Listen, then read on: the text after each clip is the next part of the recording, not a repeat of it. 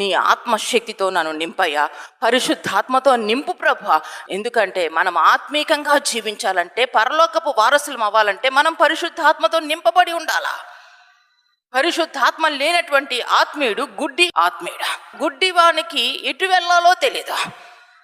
కానీ పరిశుద్ధాత్మ దేవుడు పరలోకానికి మార్గంలో నేను నడిపిస్తాడు, పరలోకానికి మార్గాన్ని చూపిస్తాడు. ఎందుకంటే మన యేసయ్యకు మాత్రమే తెలుసు పరలోక మార్గము ఎలా ఉందో. ఆత్మస్వరూపి అయిన పరిశుద్ధాత్మకు మాత్రమే తెలుసు పరలోక మార్గం ఏమిటో.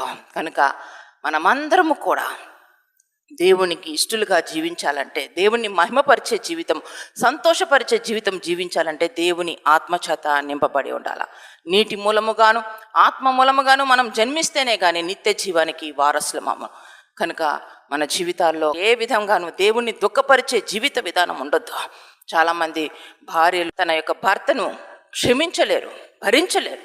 మూర్ఖమైన భర్తతో మాట్లాడడం కూడా కష్టంగా ఉంది. చాలామంది కుటుంబాలు చాలా విచ్ఛిన్నం అవుతున్నాయంటే, ఒకే రూఫ్ కింద ఉంటున్నారు కానీ వారి మధ్య సమాధానం ఉండడం వల్ల, ఒకరంటే ఒకరికి ఇష్టం లేకుండా, ఒకరి హృదయాలు ఒకరు ఎంతగానో వేదనతో బాధతో నింపుకొని ఏదో ఇంకా తప్పదు కదా అన్నట్టుగా జీవిస్తున్నారు.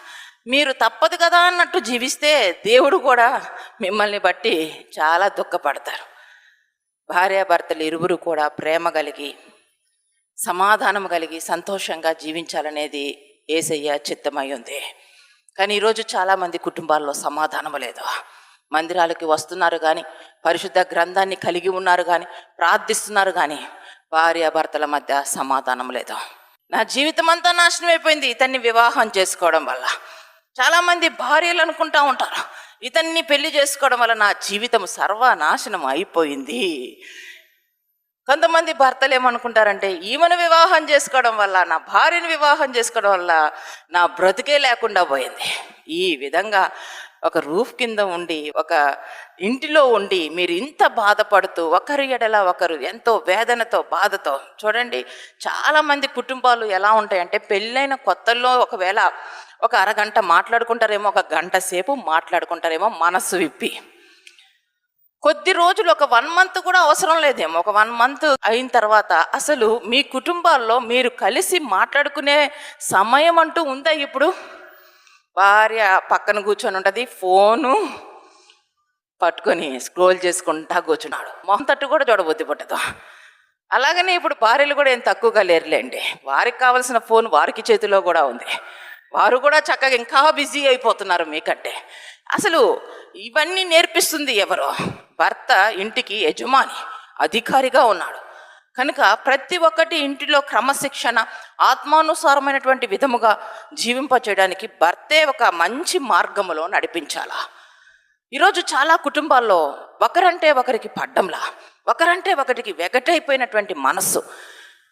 ఏదో కోల్పోయామనే వేదన. ఈమెను చేసుకొని ఏదో కోల్పోయా, అతన్ని చేసుకొని ఏదో కోల్పోయా, ఏది కోల్పోలా. మీ ఇరువురు జత చేయబడ్డారంటే అది దేవుని చిత్తమై ఉంది. దేవునికి మహిమ కలుగును కాక. మీరు ప్రేమతో, సమాధానంతో మీరు జీవించాలా.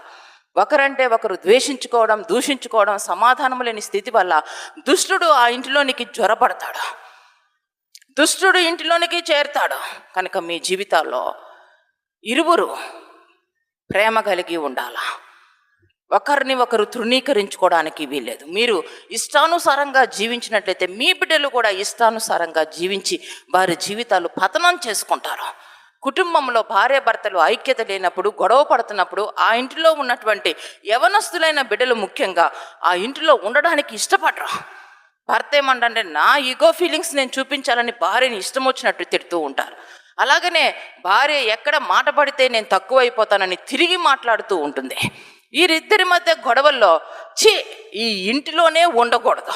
ఎప్పుడు ఆ మమ్మీ డాడీ కొట్టుకుంటూ ఉంటారు, ఎప్పుడు మమ్మీ డాడీ తిట్టుకుంటూ ఉంటారు. అసలు వీరి జీవితంలో సమాధానమే లేదని బిడ్డలు బయటికి వెళ్ళి బయట వారితో పరిచయాలు పెట్టుకొని బయట వాళ్ళకి స్నేహాలు చేసి వారితో పడి తిరిగి ఈరోజు కుటుంబాల్లో బిడ్డలు నాశనం అవడానికి ఇదొక కారణమై ఉంది. కుటుంబంలో సంతోషము, సమాధానంగా తల్లిదండ్రులు ఉన్నట్లయితే బిడ్డలు బయటికి వెళ్ళరండి, స్నేహాల కోసం చూడరండి. ఇంటిలో సంతోషం ఉంటే బయట ఫ్రెండ్స్తో వాళ్ళకి స్నేహం చేయాలని కూడా అనిపించదండి. మనశ్శాంతిని కోల్పోయినప్పుడే వారు మత్తు పదార్థాలు స్వీకరించడానికి కూడా సాహసం చేస్తారు.